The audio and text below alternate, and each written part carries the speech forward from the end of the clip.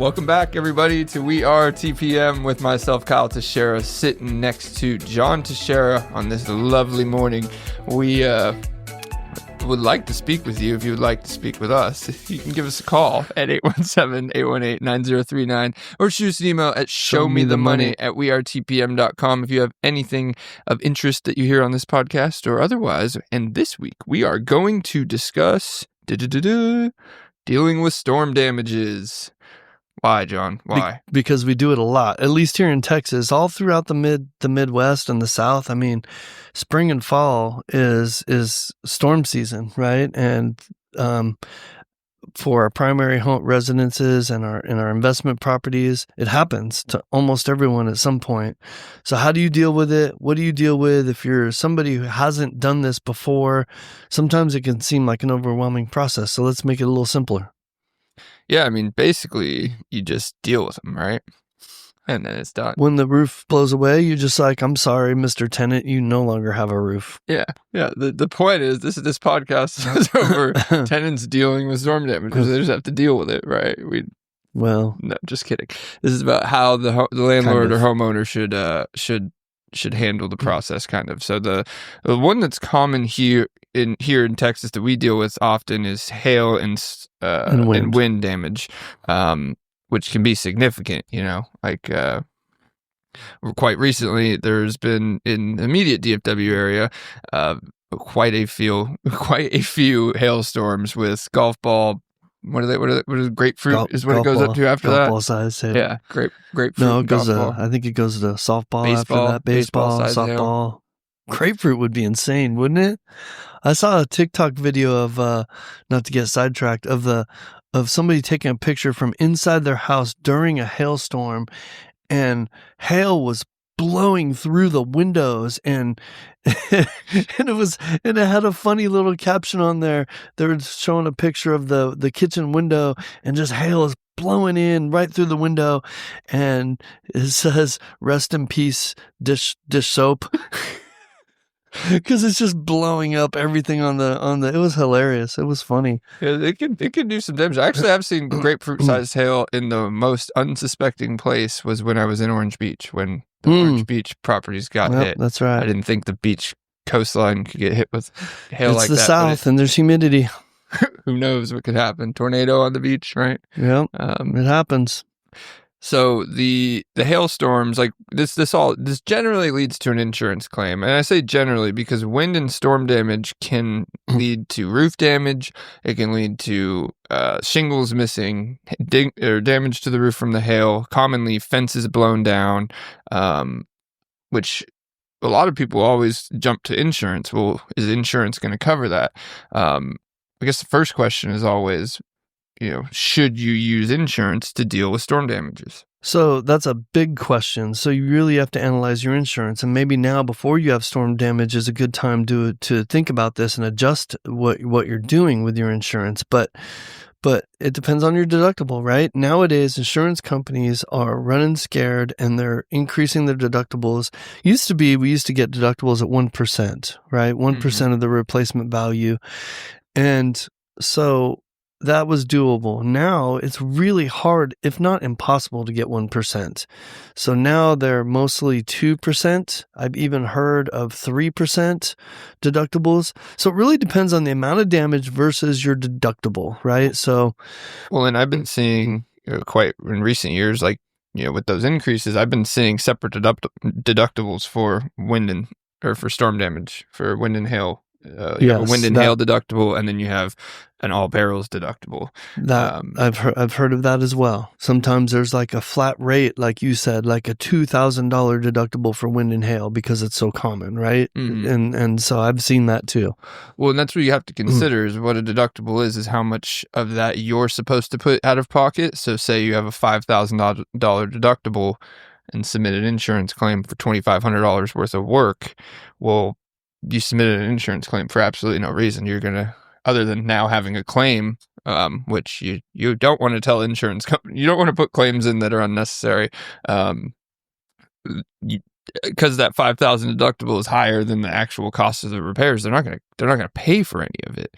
So I think people would be surprised to find out what insurance companies will cover and pay for on a what hail. The policy does cover, yes. On a hail and wind policy. So let's go through some of those things. The most obvious is the roof, right? But they'll also pay for the accessories on the roof jacks, right? Satellite dishes, anything you've got attached to the roof, they'll pay for. They'll pay for gutters that are dinged up. I have no idea why. I don't think there's anything wrong with a functional gutter that has a dent in it myself, but they pay for it. Those windows, the vinyl windows that have the vinyl trim. Right. Got it. Yeah. Yes. The vinyl trim around the windows often gets broken in hail. They'll pay for that trim. Fences, even fences that just have dings on the stain, to get it restained if that's all it costs. Your shed. People don't think about that. Your shed, the roof on your shed, right? The siding on your shed, the siding on your home, like all of these things, you just think, oh, I had I had a hailstorm, so I need to call insurance for the roof. But there's a lot of other things that go with that claim. Well, and there's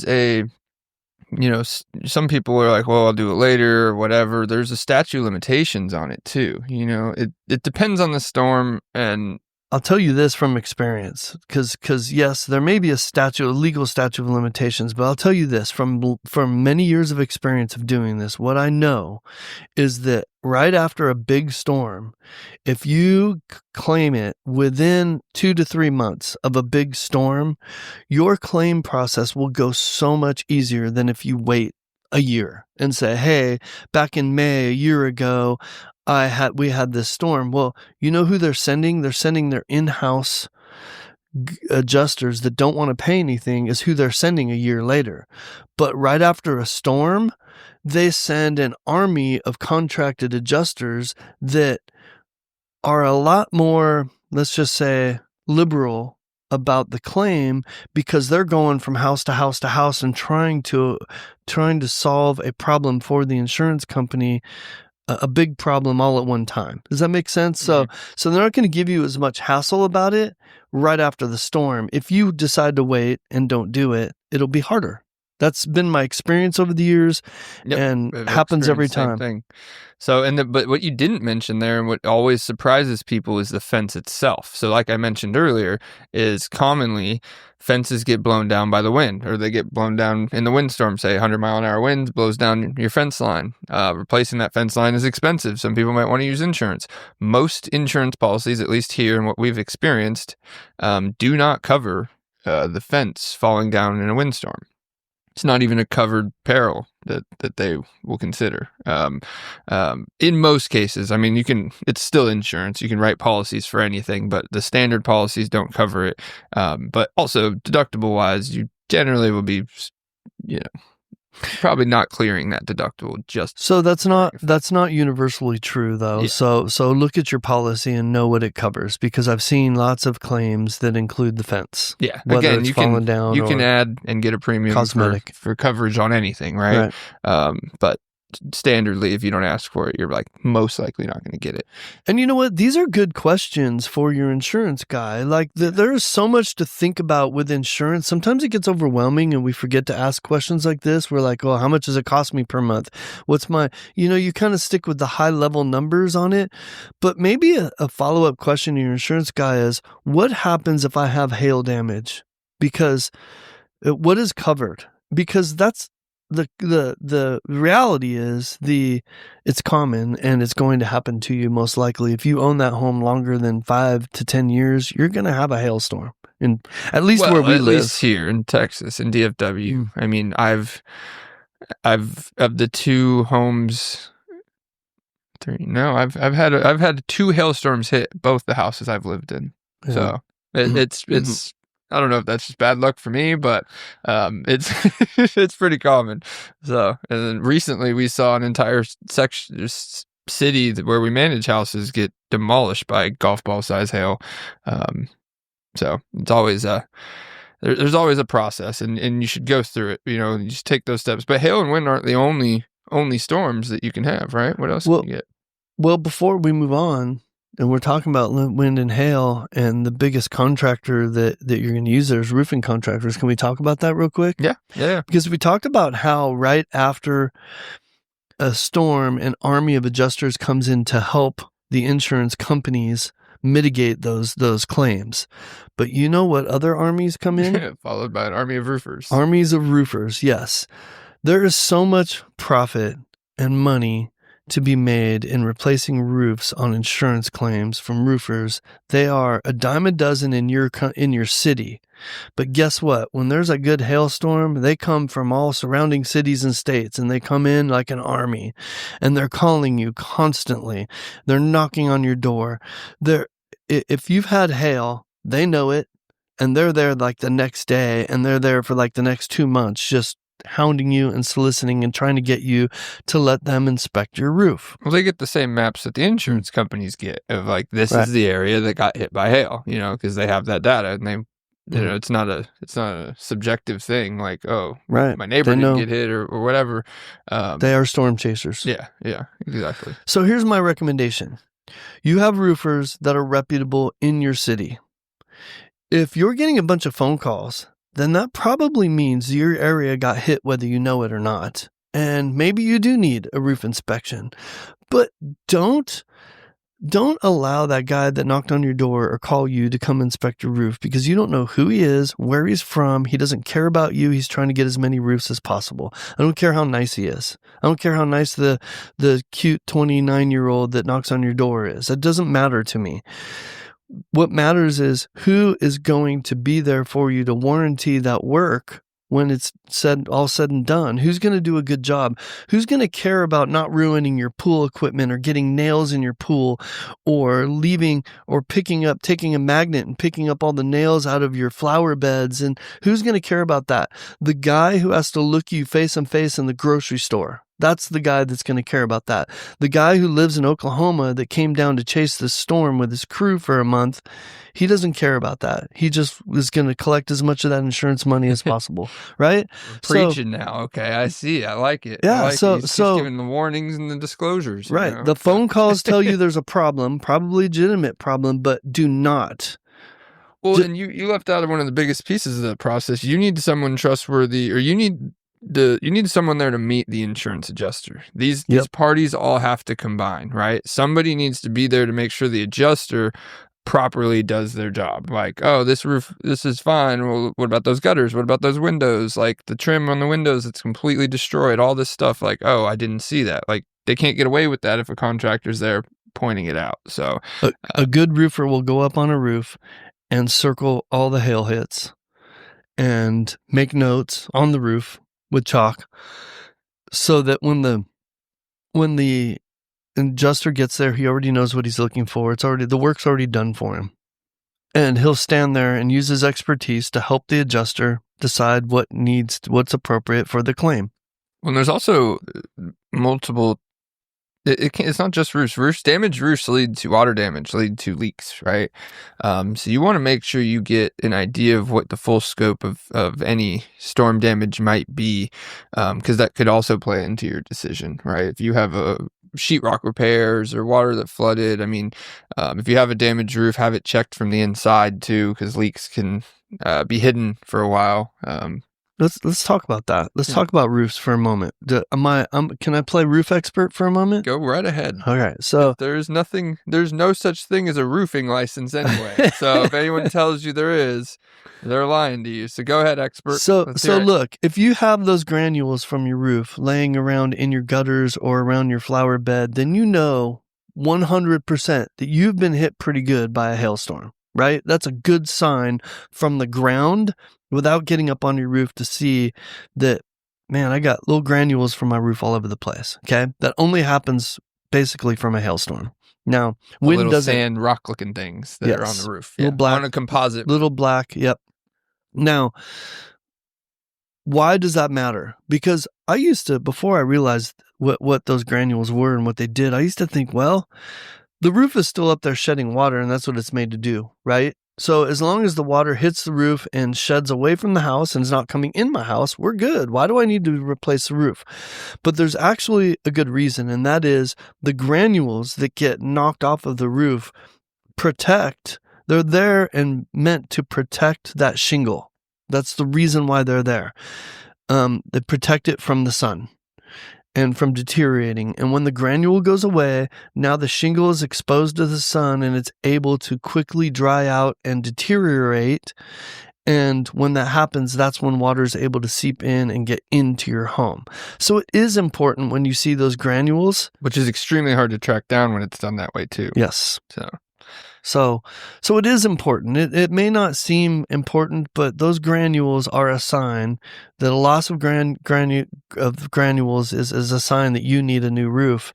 And if it's on the ground, then that means it's probably better to do it through a claim, an insurance claim. Yeah. Yeah, I mean, the roof usually, pretty much every time fulfills the cost consideration of, it doesn't clear that deductible.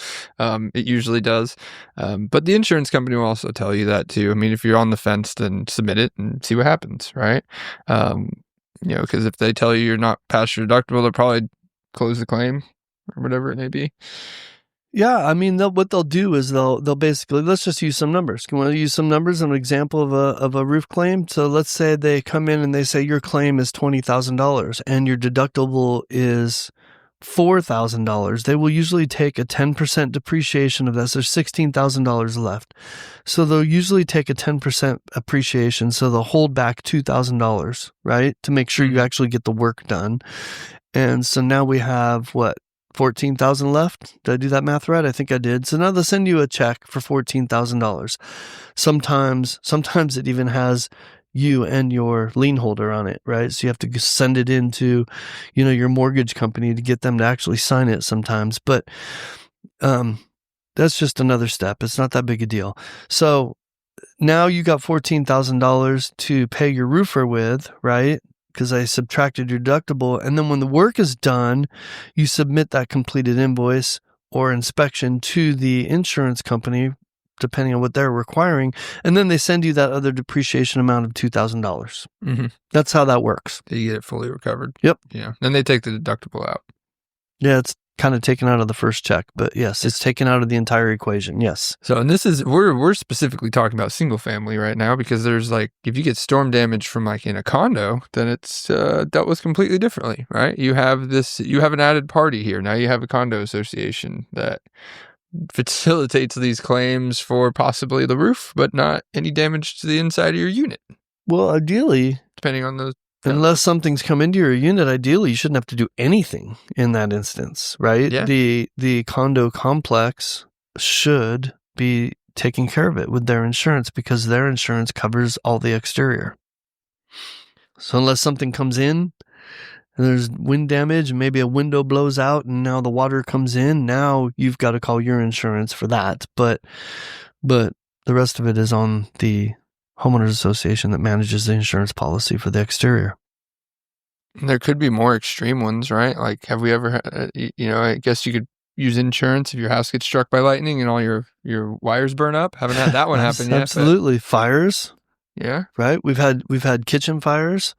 That's a big one. That happens, especially with investment properties. Sometimes you can't assume that tenants know how to properly dispose of grease or how to cook something properly, or sometimes people just get busy, walk away. A kid starts screaming, they walk away from a grease fire that they don't even realize that they've almost started, and now the kitchen's burning up, right? So it can happen to anybody. Some people don't know metal can't go in microwaves, don't know that styrofoam can't go in microwaves. Some people don't know how to put out a grease fire, and sometimes even water will make it even worse, right? That's why they give you those powders and fire extinguishers with foam, and sometimes they tell you just throw a blanket over it, right? Because sometimes those grease fires are expand with water.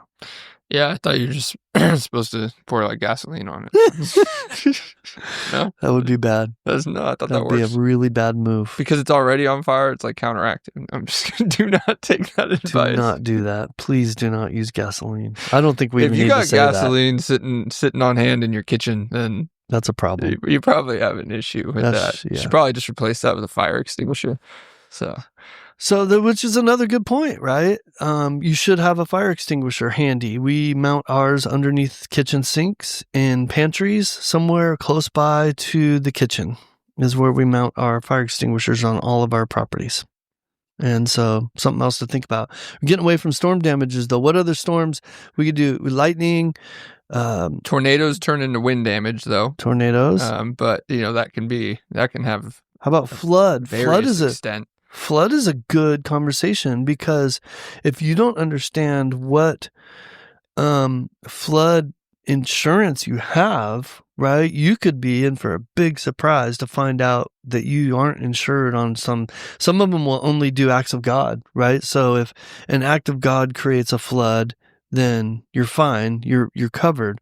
But if your pipe breaks upstairs and floods your whole downstairs and ruins your wood floors, some policies won't cover that. Ooh, the freeze argument. That was a fun one. That was the freeze argument.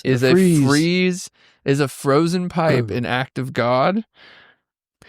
Debatable, according to the insurance company. It is an act of God unless there's negligence. So I'll give you an example. We had one. This was on a New Year's Eve, right? We had this house on the market, and the homeowner, it was a rental, and the homeowner decided, without telling us, to have one of their family members stay there for the weekend, or for however long. I don't know. We didn't even know they were staying there. They told them, you can go stay there, while it was on the market.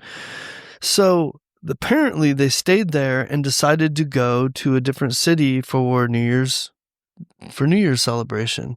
And when they left, they turned everything off. They turned the heater off and everything. So now the house is stone cold, and we have a major freeze. Yeah. And the hot water heater upstairs in the attic, guess what happens? It expands, all the pipes expand, and they burst.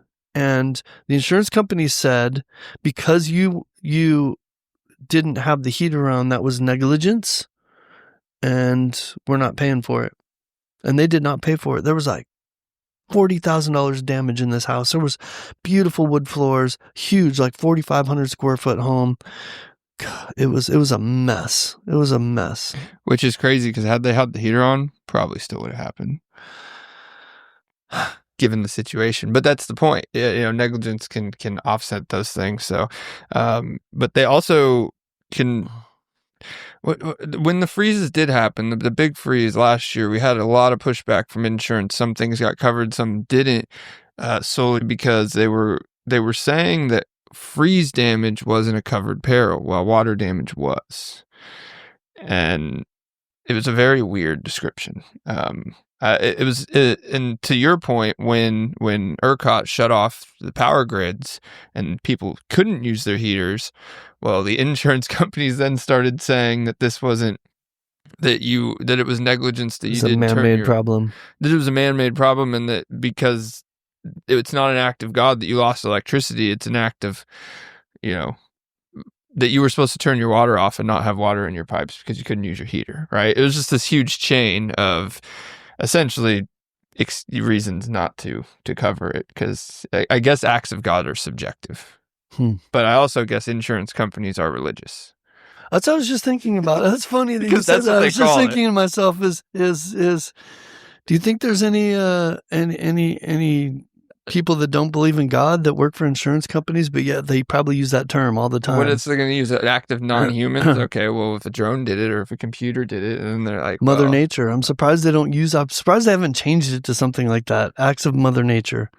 Because then they can't blame. Let's not give them any ideas. Because water is part of nature. So if it was an act of the water busting and then the water flooded my house, now it's an act of nature. So see, they're in a pickle there. Let's not point this out to them. No? Yeah. I'm sure it's been addressed. I'll have to look this up now. Too much change already in our world. Let's leave God alone. Especially the insurance companies. They need Jesus. All right. I don't know if we've been helpful or not, Kyle, but I mean, I think we have this. It's not that arduous of a process. If you have some storm damage, I mean, by all means, you know what? Here's the thing. People freak out and think, oh, I don't want to put a claim in. It's not going to do anything to your insurance policy. Make the claim. You still have the opportunity after they present to you what they're willing to do to cancel it, right? Like, that's not enough money. It's not worth it. You didn't find enough damages. You know what? Never mind. And don't follow through with it. It's fine. It's not the end of the world to just try. Another common thing is people, I'm not an insurance agent, so take this, talk to your insurance agent about it or whatever, but the hailstorm will affect your premiums regardless of whether you submit a claim or not. So right. The premiums insurance in company, general for that area. in general, like for that area, like your house is going to be considered higher risk of a hailstorm now, and premiums are likely going to go up just because that area got hit by a hailstorm. Whether it doesn't matter how many claims were in that area or any of that, it's based on likelihoods, right? So this became more likely. So what the roofers will tell you is, your premium is going to be affected whether you do this or not, so you should do this, right? It's somewhat true. Talk to your insurance agent. Let's see, I've had my current home, I've been in for 19 years, and I have the third roof on it. All paid for by and you've avoided insurance. By the skin of your teeth, you've avoided quite a few hailstorms that I know have hit just north and just south of you. So yeah, no, we recently had one. I'm considering actually doing another claim on it also because I've found a whole bunch of granules in my gutter and I didn't realize I got hit that hard. So I'm like, we're talking about this and I'm actually living it right now. So I tried to tell the insurance company the hail hurt the water in my pool, and for the last insurance claim, and it almost worked. I'm like, you got to rebalance the chemicals and everything. They're like, well, we'll look and see if that's a covered barrel. The frozen water really messed up. Frozen water, man. They were throwing darts into the pool. So. Oh my goodness. No, but they did cover the stain on the fence. So yes, they did. So if you guys have any questions about getting somebody to help you deal with storm damages, we are happy to discuss. And you give us a call, 817-818-9039. Shoot us an email at showmethemoney@wearetpm.com. And John and Kyle, we are out. Are we supposed to fly away? Let's try it again.